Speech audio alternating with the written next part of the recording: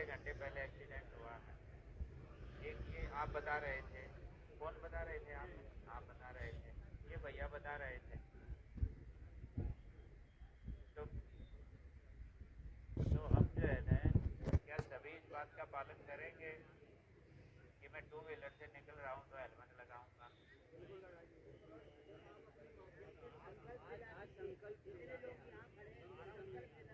नहीं बिल्कुल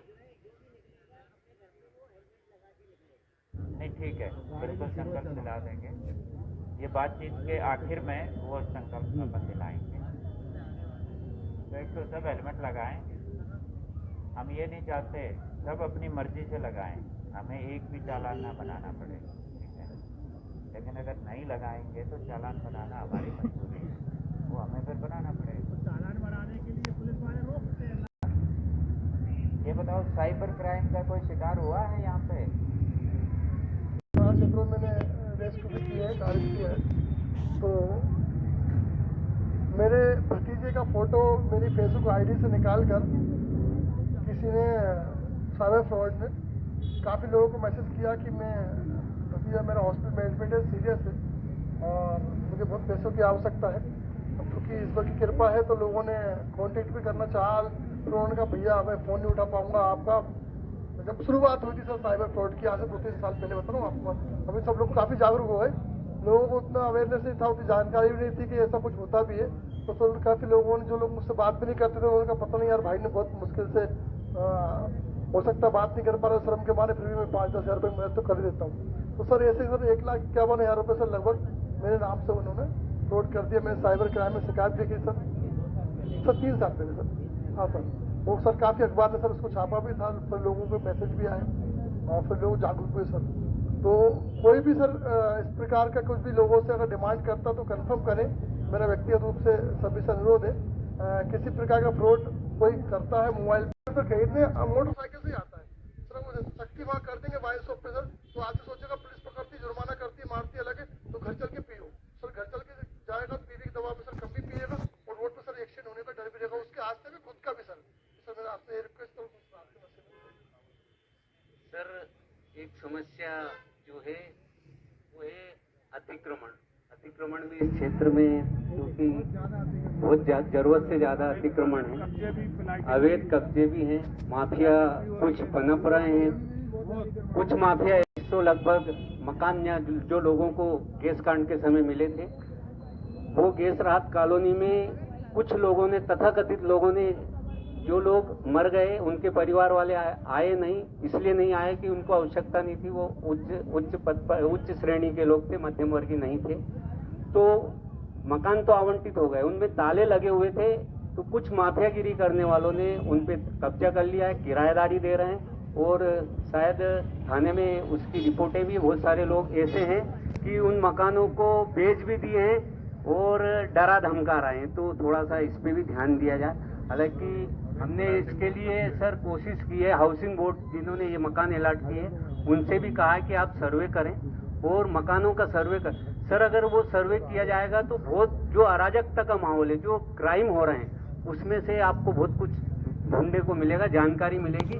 क्योंकि ऐसे लोग रह रहे हैं जिनकी जानकारी नहीं है और जिनके खुद के मकान नहीं है, तो क्राइम अगर बढ़ रहा है तो ऐसे स्थान से बढ़ रहा है। अगर इसको देखें तो होगा। और अवैध जो कॉलोनियां बन रही है, थोड़ा सा उधर भी ध्यान दें। जो सरकारी जमीनों पे कब्जा हो रहा है और मन मर्जी से जो किया जा रहा है, हालांकि हमारे क्षेत्र के प्रतिनिधि विश्वास सारंग जी है, मंत्री भी हैं, उन्होंने भी एक आध बार कोशिश की थी, 2-3 बार कब्जा हटाने की कोशिश की, लेकिन और देखा था और समझा था कि भोपाल में ईरानी का जो डेरा था उसमें से बहुत बड़ा पूरे राष्ट्रीय स्तर पर क्राइम निकला है। तो वो क्षेत्र भी ये करोड़ क्षेत्र ही है, तो आप समझ सकते हैं, हमें ज्यादा कुछ कहने की जरूरत। 10-11 बजे के बाद से बिल्कुल उसको रेसिंग ट्रैक बना लिया जाए।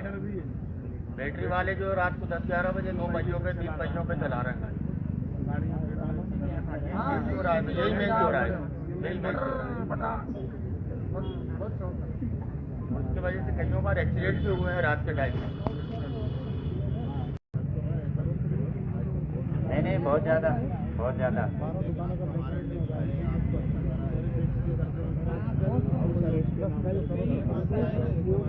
मोबाइल बंद करने का, फेसबुक बंद करने का हुआ है। मैंने कहा ठीक है, आप पुलिस पहुंचा दो भाई, मैं थाने चला जाता हूँ। जब मैंने उन्हें बोला तो उन्होंने फिर मेरा फ़ोन काट दिया। फिर 15 दिन बाद फिर एक बार फ़ोन आया उसी नंबर से। फिर मैं थाने गया था कंप्लेंट डालने, मैंने वहाँ बताया, फिर वो नंबर स्विच ऑफ बता दिया था। तो उन्होंने बोला कि उसको मना कर दो, तो मैंने मना करा तो बहुत बदतमीजी कर रहा था। फ्रॉड करने का, तो ऐसे लोगों की भी कंप्लेंट देना चाहिए। फिर उससे क्या होता है, हम उनका जो हैंडसेट है, मोबाइल है, उसको ब्लॉक करवा देते हैं। नहीं, ठीक है, उसमें उसका नुकसान भी होता है और फिर किसी और को बेवकूफ़ नहीं बनाना, किसी और को कुछ कहना हो।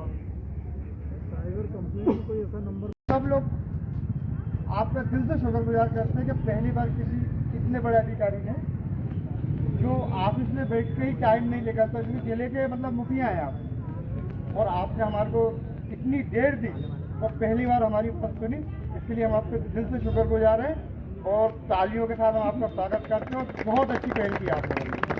मैं शपथ लेता हूँ कि ट्रैफिक के सभी नियमों का पालन करूँगा। मैं लाल बत्ती क्रॉस नहीं करूँगा। हेलमेट अगर दो पहिया वाहन पर तो हेलमेट मैं पहनूंगा। अगर चार पहिया वाहन में मैं यात्रा करूँगा तो सीट बेल्ट का उपयोग करूँगा। मेरी जान सिर्फ मेरी जान नहीं, मेरे परिवार की, मेरे समाज की, मेरे देश की भी जान है। इसको सुरक्षा करने के लिए मैं आज संकल्प लेता हूँ। जय हिंद।